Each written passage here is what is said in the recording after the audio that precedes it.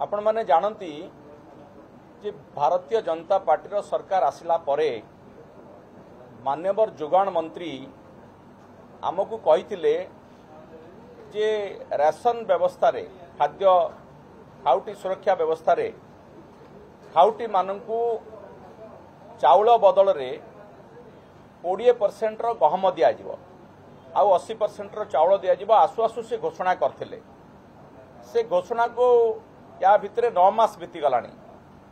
आज प्रश्न काल रे मु तांको से प्रश्न पचारली जे आपण तो कहिथिले एवं बारंबार तारीख मध्य देइथिले जे गहम आसीजिव गहम बंटन कराजिव।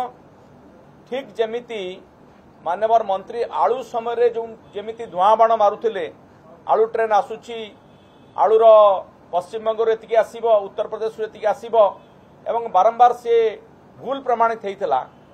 गहम क्षेत्र में मध्य आज पर्यंत मान्यवर मंत्री बारंबार आमको स्वप्न देखैछंती किंतु आज पर्यंत गहम आसिला नाई।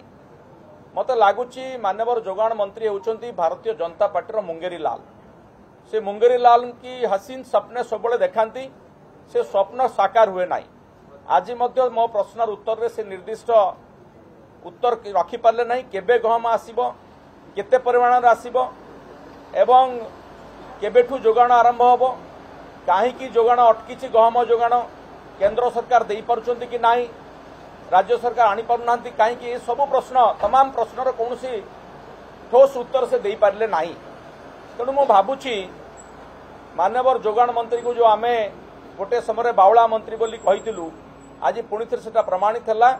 ये सरकार को पाखरे केवल घोषणा करती घोषणा को कार्यकारी करने ना यांकर इच्छा अच्छी ना यांकर उद्यम अच्छी। धन्यवाद।